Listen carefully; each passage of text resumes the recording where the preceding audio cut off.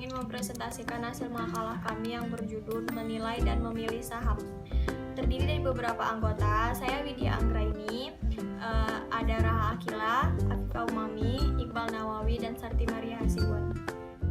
Faktor-faktor yang mempengaruhi harga saham. Harga saham adalah harga yang terjadi di pasar bursa pada waktu tertentu, yang ditentukan oleh pelaku pasar yaitu permintaan dan penawaran pasar. Harga saham dipengaruhi oleh 4 aspek yaitu pendapatan, dividen, aliran kas, dan pertumbuhan. Harga saham dipengaruhi oleh 2 faktor utama yaitu faktor fundamental dan faktor teknikal. Faktor analisis fundamental yaitu berguna untuk mengetahui kondisi perusahaan, yakni dengan mempelajari hal yang berkaitan dengan kondisi pasar sebuah perusahaan, baik secara kuantitatif maupun kualitatif. Faktor analisis teknikal tidak melihat kinerja, tetapi data historis harga saham, seperti bentuk grafik yang bisa mencerminkan semua apakah saham sudah support atau resisten. Adapun beberapa uraian faktor yang mempengaruhi harga saham. Yang pertama, kondisi fundamental perusahaan. Setiap perusahaan membutuhkan investor guna ekspansi bisnis maupun menjaga arus kas tetap berjalan. Untuk itu, penting halnya bagi manajemen perusahaan untuk membuat kinerja seluruh karyawan pada perusahaan tersebut tetap stabil, atau bahkan bergerak naik selama 1 kuartal. 2. Gejala turun naiknya kurs rupiah atas mata uang asing. Faktor yang mempengaruhi harga saham berikutnya adalah gejala ini, yaitu konsekuensinya sendiri bisa dirasakan oleh perusahaan-perusahaan tertentu yang memang memiliki utang mata uang asing. Yang ketiga, tren beli-membeli investor. Sebagai contoh, harga saham mengalami kenaikan akibat beberapa investor membeli saham A, maka investor-investor lainnya pun tak mau ketinggalan untuk membeli saham tersebut. Memanipulasi harga saham dan mekanika. Percaya atau tidak, kondisi seperti ini sering kali dilakukan dan sudah menjadi lumrah, terutama di kalangan investor besar yang memiliki banyak modal. Yang terakhir, kondisi ekonomi negara. Seperti halnya fluktuasi kurs rupiah terhadap mata uang asing, ekonomi negara maupun global juga memiliki efek yang tak main-main untuk pasar modal. Beberapa indikatornya yaitu suku bunga, tingkat inflasi, dan penurunan indeks harga. Manfaat penggunaan model-model penilaian. Penilaian saham berguna untuk mencari harga wajar suatu saham. Ada 3 jenis penilaian saham. Yang pertama, nilai buku, yang kedua, nilai pasar, dan yang ketiga, nilai intrinsik. Nilai buku ialah nilai aset yang tersisa setelah dikurangi kewajiban perusahaan jika dibagikan. Beberapa nilai yang berkaitan dengan nilai buku adalah nilai nominal, agio saham, dan nilai modal disetor. Nilai pasar. Nilai pasar merupakan harga yang dibentuk oleh permintaan dan penawaran saham di pasar modal atau disebut juga dengan harga pasar sekunder. Nilai intrinsik adalah nilai saham yang menentukan harga wajar suatu saham agar saham tersebut mencerminkan nilai saham yang sebenarnya sehingga tidak terlalu mahal. Perhitungan nilai intrinsik ini adalah mencari nilai sekarang dari semua aliran kas di masa mendatang, baik yang berasal dari dividen maupun capital gain. Pengujian peluang investasi menyatakan bahwa perusahaan kombinasi antara aktiva real dan opsi investasi di masa yang akan datang. Apabila kondisi perusahaan sangat baik, maka pihak manajemen akan cenderung lebih memilih investasi baru daripada membayar dividen yang tinggi, dan seharusnya dapat dibayar sebagai dividen tunai kepada pemegang saham akan digunakan untuk pembelian investasi yang menguntungkan.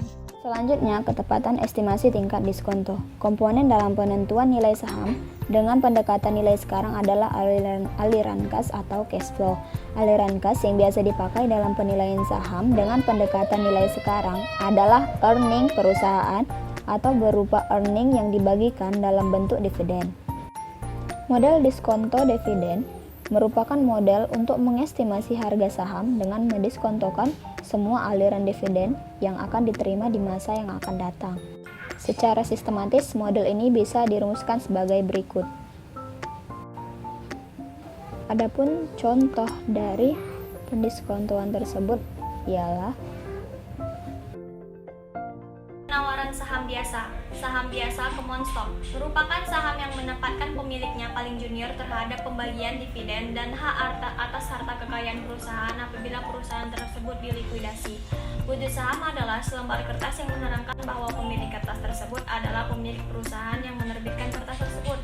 Imbalan yang akan diperoleh dengan kepemilikan saham adalah kemampuannya memberikan keuntungan. Bila perusahaan penerbit mampu menghasilkan laba yang besar, maka akan kemungkinan para pemegang sahamnya akan menikmati keuntungan yang besar pula. Secara normal, resiko potensial yang akan dihadapi pemilik saham ada dua, yaitu tidak menerima pembayaran dividen dan menderita capital loss. Biasa lainnya dikaitkan dengan mekanisme penerbitannya.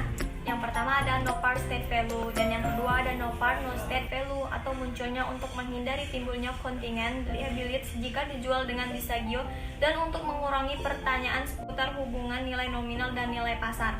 Saham biasa, hal-hal yang perlu diingat apabila akan berinvestasi dengan membeli saham biasa.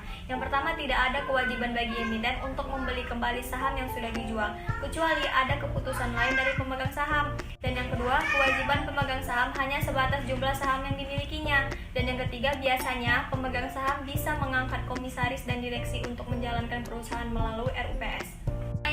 Nilai saham dapat digambarkan dengan berbagai cara yang masing-masing menunjukkan sifat saham dari segi akuntansi, investasi, dan moneter. Yang pertama ada nilai par-par atau par value, digunakan untuk menunjukkan nilai tertera, state value atau nominal face value. Nilai ini sebenarnya tidak mengukur apa-apa, kecuali untuk akuntansi yang semula menjadi dasar penilaian kewajiban hukum pemegang saham. Karena itu, banyak sekarang saham yang dikeluarkan tanpa nilai par. Dan bila dengan nilai par, maka nilainya sangat kecil. Dan yang kedua ada nilai book atau book value, menunjukkan besarnya penyertaan saham di perusahaan. Dan yang ketiga ada nilai likuidasi, liquidation value, merupakan indikasi mengenai nilai lelang perusahaan bila terpaksa ditutup dan berhenti beroperasi. Yang keempat ada nilai pasar atau market value. Yang terakhir ada nilai investasi atau investment value, merupakan indikasi nilai yang diberikan oleh investor terhadap saham yang didasarkan atas perkiraan serta harapannya tentang perilaku hasil dan resiko dari suatu saham. Media keuangan. Media keuangan adalah majalah resmi Kementerian Keuangan. Media keuangan memberikan informasi terkini seputar kebijakan fiskal, didukung oleh narasumber penting dan kredibel di bidangnya. Melihat secara langsung dimulainya pelaksanaan program pada karya tunai yang telah dipersiapkan sejak tahun 2017, program ini tidak hanya akan meningkatkan perekonomian masyarakat desa dengan peningkatan daya belinya, namun juga mampu menciptakan lapangan pekerjaan. Masyarakat bisa bekerja dalam membangun infrastruktur melalui skema dana desa yang telah ada. Tujuannya adalah agar masyarakat di desa bisa memperoleh pekerjaan dan mendapat upah secara harian atau mingguan. Selanjutnya, saya akan menjelaskan model pertumbuhan konstan. Model pertumbuhan konstan dipakai untuk menentukan nilai saham yang pembayaran dividennya mengalami pertumbuhan secara konstan selama waktu tak terbatas. Persamaan model pertumbuhan konstan ini bisa saya gambarkan sebagai berikut. Model pertumbuhan tidak konstan atau ganda. Model ini sesuai untuk menilai saham perusahaan yang mempunyai karakteristik pertumbuhan yang fantastis di tahun-tahun awal, sehingga bisa membayarkan dividen dengan tingkat pertumbuhan yang tinggi. Setelah pertumbuhan dividen fantastis tersebut, perusahaan hanya membayarkan dividen pada tingkat yang lebih rendah, tetapi konstan hingga waktu tak terbatas. Ada tahap-tahap yang harus dilakukan untuk model tidak konstan atau ganda ini, yaitu pertama, membagikan aliran dividen menjadi dua bagian, yaitu bagian awal yang meliputi aliran dividen yang fantastis dan aliran dividen dengan pertumbuhan yang konstan. Kedua, menghitung nilai sekarang dari aliran dividen yang fantastis. Yang ketiga, menghitung nilai sekarang dari semua aliran dividen selama periode pertumbuhan konstan. Yang keempat, menjumlahkan hasil perhitungan nilai sekarang dari kedua bagian perhitungan aliran dividen. Pertumbuhan ekonomi. Ada 5 sumber pertumbuhan ekonomi. Baru pertama adalah infrastruktur, baik primer, sekunder, dan tersier. Infrastruktur dapat mendorong kawasan industri dan kawasan pariwisata, sehingga pemerintah bisa menyokong sektor tersebut dan menarik partisipasi yang udah usaha, baik besar, menengah, atau kecil. Sumber pertumbuhan ekonomi yang kedua adalah industri manufaktur. Karena itu perlunya ada peningkatan investasi di industri ini. Adapun bidang yang bisa digeluti antara lain otomotif, gamen makanan dan minuman, serta elektronik, dan adanya investasi. Hal yang perlu dilakukan adalah hilirisasi di berbagai daerah di Indonesia. Berikutnya, sumber pertumbuhan lainnya adalah sektor pariwisata. Kemudian, sumber pertumbuhan keempat adalah ekonomi digital. Sumber pertumbuhan kelima adalah perikanan. Pasalnya, sektor ini cukup potensial dan masih bisa dikembangkan lagi guna menopang pertumbuhan ekonomi Indonesia. Perusahaan dengan pertumbuhan super. Hal yang penting dalam model ini adalah proyeksi pertumbuhan super normal selama periode tertentu. Dalam model penilaian surat berharga telah dijelaskan bagaimana model tersebut. Model aliran kas bebas perusahaan tanpa leverage dapat dikembangkan untuk perusahaan yang memiliki leverage. Nilai perusahaan yang memiliki leverage adalah lebih besar daripada perusahaan tanpa leverage. Untuk menyelesaikan perusahaan dengan leverage, kita tinggal menghentikan biaya modal rata-rata. Perhitungan biaya modal dengan pertumbuhan dividen konstan. Harga sekarang saham yang memiliki pertumbuhan dividen dapat dinyatakan dengan persamaan berikut.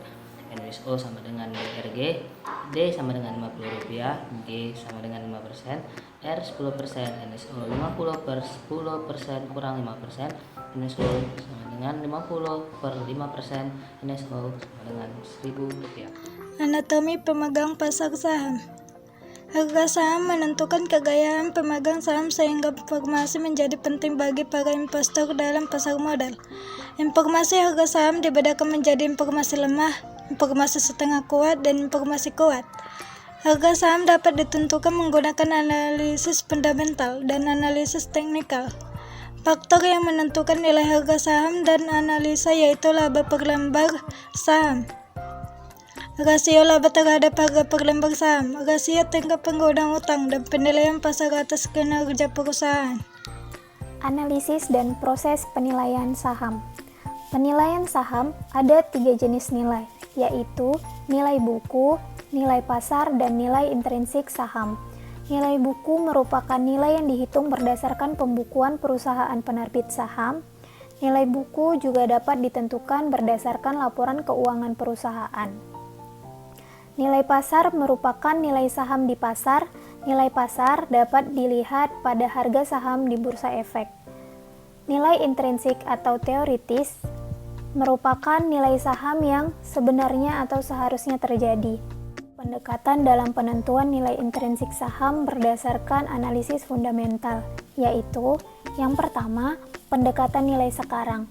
Pendekatan nilai sekarang ini dilakukan dengan menghitung seluruh aliran kas yang akan diterima pemegang saham dari saham di masa yang akan datang, dan kemudian didiskontokan dengan tingkat bunga diskonto atau biasanya sebesar tingkat return yang diisyaratkan. Yang kedua, pendekatan rasio harga terhadap earning. Dalam penentuan nilai suatu saham dilakukan dengan menghitung berapa rupiah uang yang diinvestasikan ke dalam suatu saham untuk memperoleh Rp1 laba dari saham tersebut. Pendekatan nilai sekarang. Penentuan nilai saham dengan menggunakan pendekatan nilai ini pada prinsipnya sama dengan prinsip perhitungan nilai sekarang seperti pada obligasi.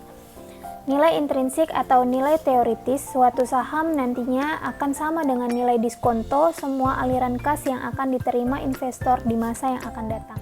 Ada beberapa proses penilaian saham, yaitu yang pertama, estimasi aliran kas saham di masa depan. Hal ini dilakukan dengan menentukan jumlah dan waktu aliran kas yang diharapkan.